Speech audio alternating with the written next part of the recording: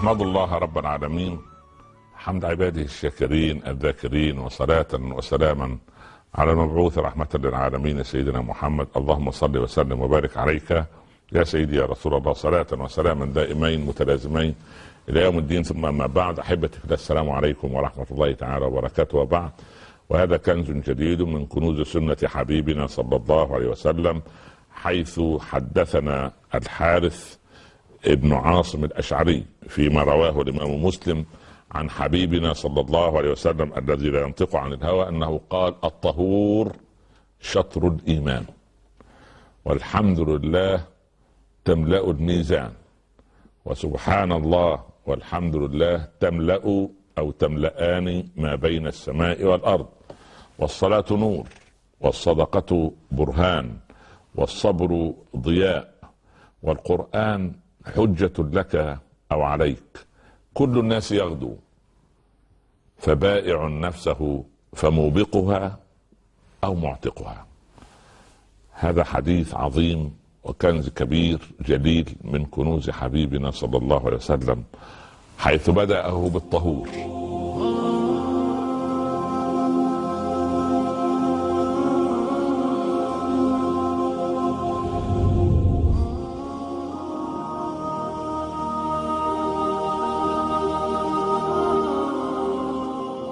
الطهور شطر الإيمان.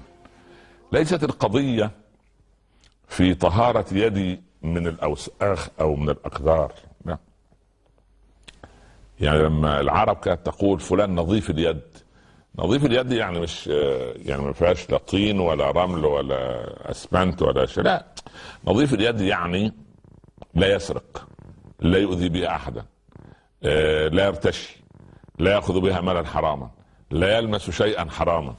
انتشر بين للأسف المسلمين والمسلمات في المصالح الحكومية والخاصة والشوارع أن المرأة ببساطة تسلم على الرجل، الرجل يسلم على المرأة. الله يا أخوانا، هو في إيه؟ يعني الله، هو احنا شيلنا كل القواعد؟ خلاص نسينا أن النبي صلى الله عليه وسلم عاش 23 عاما لم يلمس يد امرأة لا تحل له. مش هو السنة، مش هو القدوة؟ هو احنا ادعاء المحبة دي من الهوى؟ انا احبك يا رسول الله. طيب يا سيدي، الرسول كان لا يصافح النساء، انت لازم تصافح الكل. ده في عائلات اليوم ربنا يعافينا سبحان الله كان منتشر بينهم تتسلم على ابن عمها وتقبله في وجنته. والله شيء عجيب. ابو حنيفة الله يرضى عليه يقول يعني اذا كان هذا من يعني من النظرة محرمة. يعني ايه النظرة محرمة؟ كل المؤمنين يغضوا من ابصارهم، صح؟ انا مأمور ان ايه؟ اغض بصر. ايهما اكثر تأثيرا، النظرة ولا اللمسة؟ خلينا واضحين، احنا في رمضان والكذب حرام، خلينا كده نعالج المشاكل. واحد يقول لك اصل يا شيخ انتوا تعقدوا علينا المسائل، انا واحدة تدخل عند المكتب وتمد يدها، اعمل ايه؟ ولا اهلا وسهلا جزاك الله، مرحبا مرحبا تفضل السريع، اهلا وسهلا، خلاص خلص. صحيح الاول هتقول ده راجل يعني عزك الله جلف اعرابي مش فاهم. الله الاعرابي ده حضاري عن كل الناس، بس لما يقيم شرع الله. ما هم العرب كانوا اجلاف في جزيرة العرب لا قيمة لهم، يقيموا حرب عشان جمل ولا ناقة ولا بتاعت البسوس ولا داحس في الغبراء فرس تسبق فرسا، تقوم حروب عشرات السنين. جاء الإسلام حولهم إلى ملائكة البشر يمشون مطمئنين في الأرض. تقول لي أعراب وعرب؟ العرب صنعهم الإسلام وصاغهم الإسلام. ابن خلدون له جملة عجيبة تقول العربي لا تصح إلا رسالة، فإن نزعت من العربي رسالته صار حيوانا أعجب، يقتل بعضنا بعضا ويؤذي بعضنا بعضا. فأنا أرى والله أعلم أن المصابين بمسألة المصافحة خلوها في أضيق الحدود إلى أن تنتهي وتتفرع. يقول يا فلان أنا سعيد لا أسلم، ولكن أنت وجدتك كبيرة السن مددت يدك فخفت أن أحرجك يعني أو كده. إذا كانت امرأة يعني ليست عربية ولا مسلمة، لكن أي عربية أو أي مسلمة عارفة أن السلام ما ينفعش.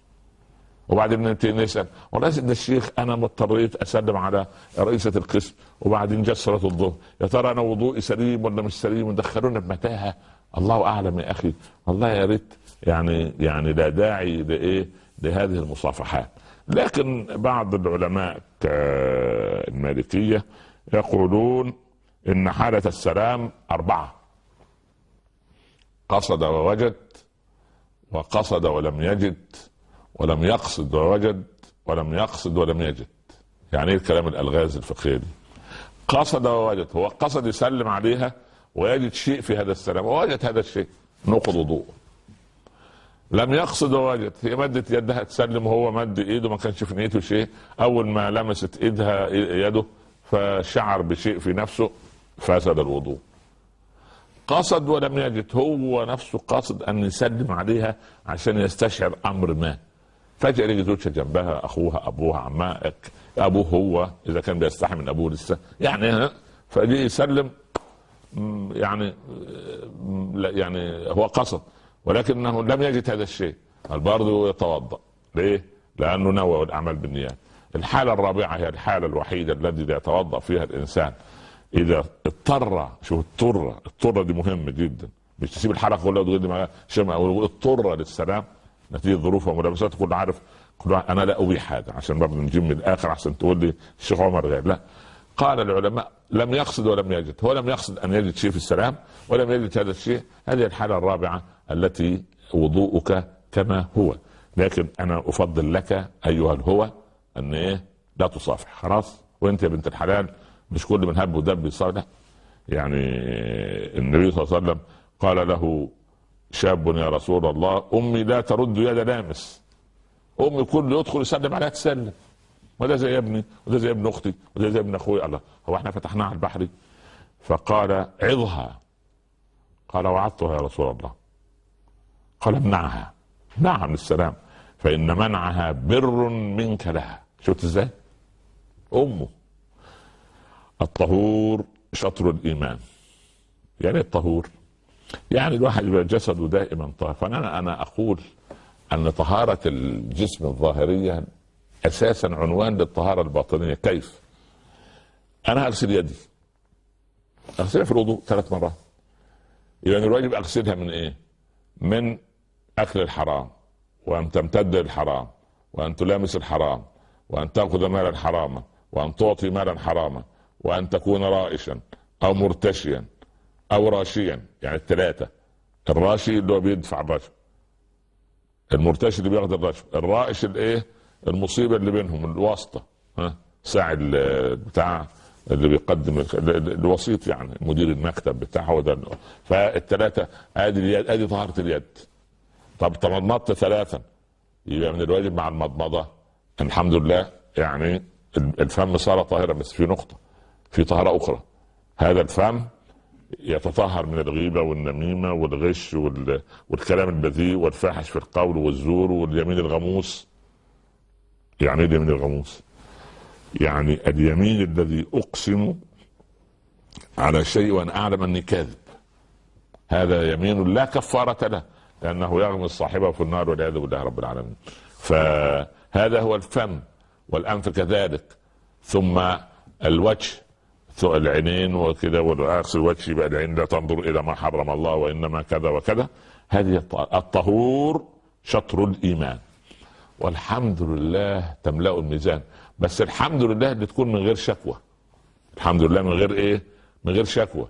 يعني مش بعد ما اشتكي نص ساعة ولا نعمل ايه؟ الحمد لله. اشتكي من الغلاء ومن زوجته ومن عياله ومن جيرانه ومن مديره في العمل ومن الموظفين اللي معاه، وان المؤسسة لا تقدره والدولة لا تقدره وانه عبقري زمانه، وبعد ده كله يقول ايه؟ هنعمل ايه يا سيدنا الشيخ؟ الحمد لله، الحمد لله على كل حال. والله يعني حتى الحمد فيه كذب، لا تكذب. فنحن يجب ان نحمد رب العباد عز وجل من داخلنا. الطهور شطر الايمان، والحمد لله تملأ الميزان، وسبحان الله والحمد لله تملأ او تملأان ما بين السماء والارض. يعني كلمتان ثقيلتان في الميزان، حبيبتان للرحمن، خفيفتان على اللسان. ايه هما؟ كلمتان خفيفتان على اللسان، ثقيلتان في الميزان، حبيبتان للرحمن. يا الله، كلمتين الحاجة دي كلها خفيفة على اللسان وثقيلة في الميزان وحبيبة للرحمن ما هي؟ هقول لكم عليها إن شاء الله، ولكن بعد الفاصل كونوا معي. أهلا بكم. مرحبا بكم أحبتي في الله مرة أخرى. وقلنا قبل الفاصل لكم دين في رقبتي أن أقول لكم ما هاتان الكلمتان الخفيفتان على اللسان والثقيلتان في الميزان والحبيبتان للرحمن. طبعا أنا عارف أن كلكم تعرفون، رجال ونساء، وأنتم أهل علم وما شاء الله عليكم، بس يعني أنا من باب أذكر، لكن أنا أكلم يعني أهل فضل وأهل علم وأهل ثقافة. وأنا أعلم أن المريدين الذين يشاهدونني على درجة من العلم والثقافة ما يشعر الإنسان، مما يشعر الإنسان أنه إذا يعني قبلوني تلميذا عندهم فجزاهم الله خيرا. يقول حبيبنا صلى الله عليه وسلم كلمتان خفيفتان على اللسان ثقيلتان في الميزان حبيبتان للرحمن، سبحان الله وبحمده سبحان الله العظيم. الله. الرسول صلى الله عليه وسلم مرة دخل لقي أمنا أم سلمة زوجه الكريم أم المؤمنين قاعدة حاطة كوم نوى وقعدت تقول سبحان الله سبحان الله وتنقله الناحية الثانية، وبعدين ترجع تقول الحمد لله الحمد لله الحمد لله، وتقول الله أكبر آلاف المرات. قال ما تصنعين يا أم سلمة؟ قالت منذ أن صلينا خلفك صلاة الصبح وأنا جلست هنا أسبح وأحمد وأكبر. قال يا أم سلمة لقد قلت كلمة تعدل ما قلت. يا الله، كلمة واحدة قد المجهود اللي أنا عملته لي ساعتين. قال الحمد لله سبحان الله وبحمده. قال أنا قلت، يعني الرسول قال صلى الله عليه وسلم قلت سبحان الله وبحمده عدد خلقه ورضاء نفسه وزنة عرشه ومداد كلماته. الله. سبحان الله وبحمده عدد خلقه رضاء نفسه زنة عرشه مداد كلماته. فإذا الطهور شطر الإيمان، والحمد لله تملأ الميزان، وسبحان الله والحمد لله تملأ أو تملأان ما بين السماء والأرض. والصلاة نور. الإنسان لما يلحدنا أهلنا في قبورنا يجي الملائكة عشان تحاسبنا فتحاجج العبادات عنا. الصلاة تأتي لتضيء قبورنا. الله. الصلاة يعني منا كده وتقول لقد صلى لقد أداني وصلى صلاته وعمل الخير وإلى آخره، فتدافع. الصلاة نور. والإنسان سبحان الله شوف أي مهموم تلاقيه قام فتوضأ وصلى ركعتين، يا الله يشعر الصدر منشرح زي ما كان خد جرعة أكسجين وجرعة ضوء وجرعة. الصلاة نور. لأن يا بؤس من ليس له رب، يا بؤس من لم يجدد يعني نيته وعزيمته مع رب العباد سبحانه وتعالى. فالإنسان سبحان الله يستشعر أن الصلاة كلها فعلا نور لأعصابه ولحياته ولكيانه ولجوارحه والثمرات التي تحدث لك في الصلاة. والصدقة برهان. الصدقة برهان على إيه؟ برهان أنك يعني شعرت أن المال الذي في يدك ليس ملكا لوحدك، لا، ده في جزء منه لإخوانك الفقراء، وفي أموالهم حق معلوم للسائل والمحروم. في حق محدد موجود عند لك يعني عليك في هذا المال. فأنت ليك 1000 بس فيهم 25 لإخوانك، ليك 10,000 بس فيهم 250 لإخوانك، ليك 1,000,000 لكن في 25,000 لإخوانك، والباقي باقي لك. يعني كام كده؟ يعني كل 40 جزء انت عليك جزء، بس تقعد انت 39 خالصة لك. بس في نقطة، ان لم اخرج زكاة مالي خلاص حصل حصل انني اغتصبت حق الفقير واكلت شيئا ليس من حقي وادخلت على مالي حراما، ودخل الحرام على الحلال فبعثر هذا الحلال. وللأسف الشديد نمرة 5 صرت صاحب مال لم يزكى عليه. وهذه يعني قال ربنا خذ من أموالهم صدقة تطهرهم وتزكيهم بها وصل عليهم إن صلاتك سكن لهم. يعني إذن الإنسان لما بيخرج الصدقة برهان، سواء هي يقصد بها الزكاة أو يقصد بها يقصد بها الصدقات والاشياء الطيبه التي تصنعها. وانا عايز يعني انبه في رمضان وفي غير رمضان، اضرب في كل غنيمه بسهم. يعني خلي لك في كل بيت باب، يعني ركعتين بالليل مره، بعد رمضان ان شاء الله صيام اثنين وخميس مره، 3 ايام من كل شهر، اول الشهر العربي جزئين من المصحف كل يوم، او على الاقل جزء تختم المصحف في شهر. خلي لك يتيم تكفله سواء ماديا او معنويا، تروح تجيب اليتيم يوم العيد وتقعده مع اولادك وتجيب له لعبه وتجيب له ملابس جديده ويفرح لان ابوه مات ويستشعر ان له اباء في هكذا العبد يعمل الخير.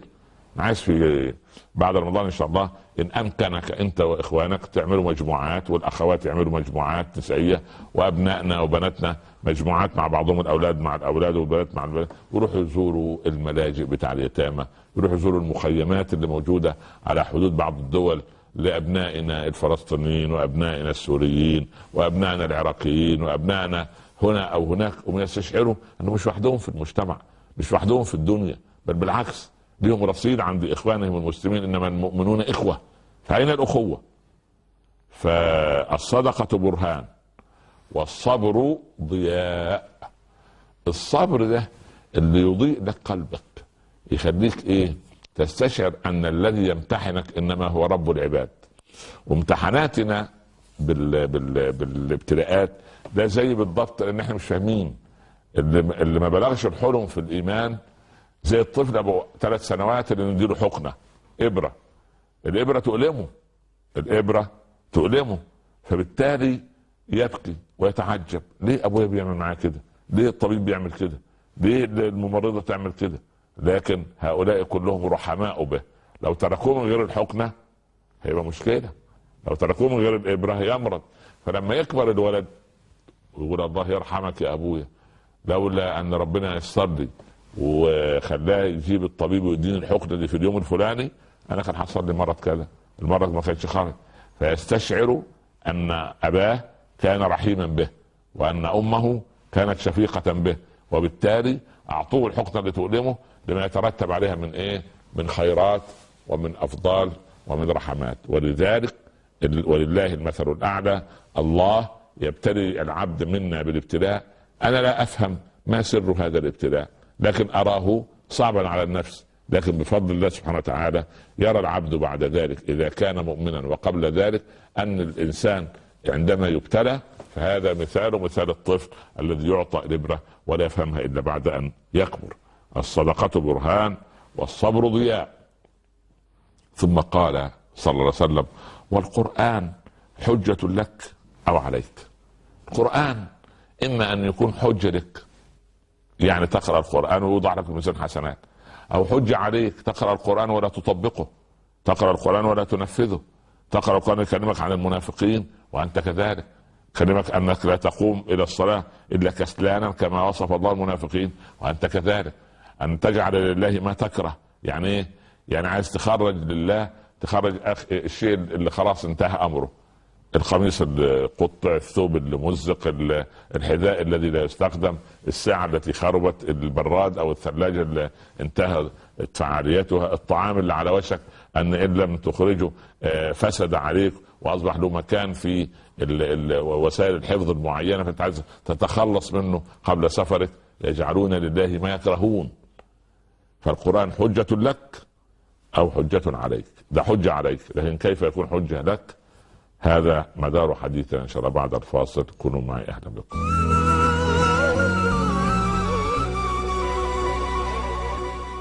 مرحبا بكم أحبتي في الله مرة أخرى. وكنا نتحدث قبل الفاصل كيف يكون القرآن حجة لنا لا علينا. يكون علينا إذا لم ننفذ ما نقرأه وندعي أننا من القارئين القرآن لكننا لسنا بالعاملين به. أما القرآن حجة لك إذا عملت بما تقرأ. فعندما نهاك رب العباد ولا يغتب بعضكم بعضا فتوقفت ولم تغتب أحد فالقرآن حجة لك. لا يسخر قوم من قوم وأنت انتهنت، كنت طول حياتك تسخر من الناس، هذا طويل، هذا قصير، هذا سمين، هذا نحيف، هذا كذا، هذه كذا، فأنت بفضل الله سبحانه وتعالى يعني أصبحت يعني لا تخوض في هذه المساخر او السخريه، فانت اصبح القران حجه لك. سبحان الله. قال رب العباد قل المؤمنين يغضوا من ابصارهم فغضضت انت بصرك، صار القران حجه لك. اقيموا الصلاه، انت اقمت الصلاه يعني صليت واتقيت ربنا واخذت ثمرات الصلاه، اصبح القران حجه لك. آتوا الزكاة، زكيت بما يرضي الله عز وجل، فأنت حققت كتاب الله عز وجل. وصف رب العباد المؤمنين قال الذين يؤمنون بالغيب، فأنا أؤمن بما عند الله من غيب، إيمان حقيقي، وأعرف أن ما كتبه الله لي لن يكون لغيري، وما كتبه على غيري لن يكون لي، وأعلم أن رزقي لن يذهب إلى غيري، ورزق غيري لن يأتي إليه. هكذا يصير القرآن حجة لك. كل الناس يغدو، كل الناس يصبح الصبح توكل على الله، فبائع نفسه فموبقها او معتقها، يعني مهلكها او محررها. تحت عنوان ايه؟ انت بعت نفسك لمن؟ هل تنافق الكبار؟ من دخل على غني او عظيم فتضعضع له لغناه او لعظمته ذهب ثلث دينه، تلتين الدين يضيع عندما تتضعضع الكبير. لا يا اخي، إن العزه لله، ولله العزه ولرسوله وللمؤمنين. الانسان يكون عنده عزه كده ويتعامل مع الناس، لا يتكبر على الناس ولا يعني يحط من اقدار الناس، بل بالعكس انزلوا الناس منازلهم. لما اجلس مع ولي الامر او مع ذي الحيثيه المحترم يجب ان ابجله او احترمه او اقر يعني ما هو عليه من مكانه اجتماعيه. فبائع كل الناس يغدو فبائع نفسه فموبقها او معتقها. طب لما انافق الناس، انافق هذا وانافق ذاك، بالله عليك ما الذي يعود علي؟ ما الذي يرجع لي؟ انا من الواجب اكون انسان واضح المعالم، اكون نفسي ابيعها لله. ان الله اشترى من المؤمنين انفسهم واموالهم بان لهم الجنه يقاتلون في سبيل الله فيقتلون ويقتلون وعدا عليه حقا في التوراه والانجيل والقران.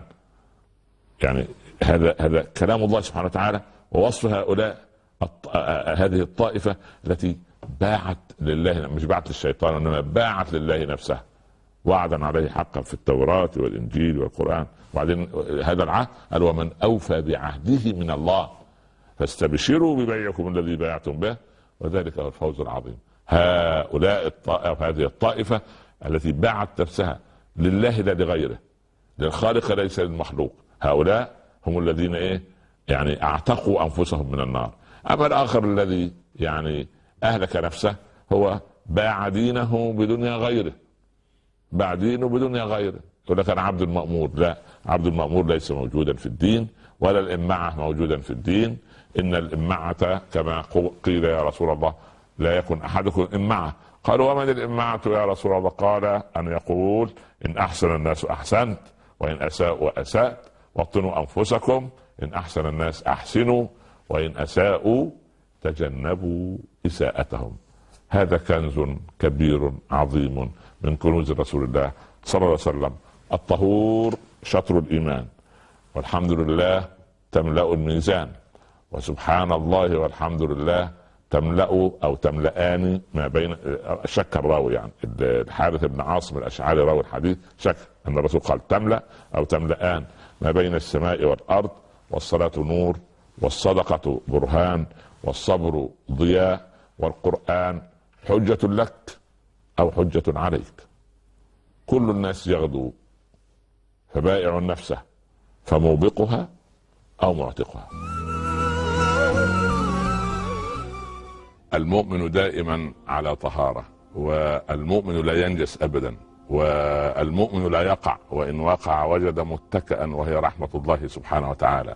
وليست القضية في الطهارة والوضوء أن أغسل يدي أو يعني أغسل وجهي أو غير ذلك، هذه هي فريضة من فرائض الله عز وجل، ولكن أن أغسل يدي من الرشوة ومن إيذاء الناس ومن كتابة المقالات التي يعني تدمر امن المجتمع، ان اطهر او اتمضمض من الغيبه والنميمه وشهاده الزور والقول الكذب، وان اطهر عيني من النظر الى ما حرم الله واحتقار الناس، وان يطهر الانسان اقدامه من السير الى مكان لا يرضي الله ولا يرضي رسوله صلى الله عليه وسلم. هكذا يكون الطهور شطر الايمان. بالله عليكم لو كتبتم هذا الحديث وضعته في صدارة البيت أو في صدارة الغرفة التي تجلس فيها أو عند الباب أو في أي مكان أنت تراه دائما، وتراجع نفسك وتشوف أنت تبع أي قطاع. تذكر نفسك بأن تكون دائما على طهارة، تكون دائما ذاكرا لله، تكون دائما مسبحا. سبحان الله، يعني يا رب أصفك بكل كمال وأنزهك عن كل نقص.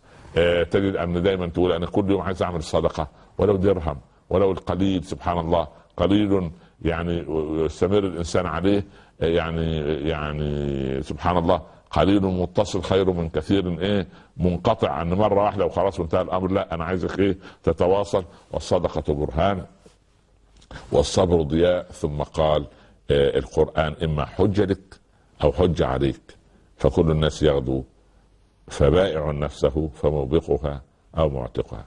أحبتي في الله، حقيقة الأمر اركب بنفسك سفينة النجاة، وسفينة النجاة ليست إلا كتاب الله وسنة الرسول صلى الله عليه وسلم. وأنتم تعلمون من كتاب الله الكثير أكثر مما أعلم أنا، ولكني أذكر في هذه الحلقات بما جاء في هذه الكنوز النبوية الطاهرة المشرفة العظيمة التي تبين وتشرح ما جاء مجملا في كتاب الله سبحانه وتعالى. أحبتي في الله، أدعو الله لكم أن يفك لنا ولكم كرب المكروبين، وأن يسد دين المدينين، وأن يقضي حوائجنا وحوائج المحتاجين، وأن يرحم أمواتنا وأموات المسلمين، وأن يوفق أولادنا وبناتنا لما يحبه ويرضاه، وأن يرزق بناتنا أزواجا صالحين وأبنائنا زوجات صالحات، وأن يختم لنا ولكم بالصالحات، إن ربي ولي ذلك والقادر عليه. وصلى الله على سيدنا محمد وآله وصحبه وسلم. نلقاكم في حلقة قادمة إن شاء الله رب العالمين، والسلام عليكم ورحمة الله تعالى وبركاته.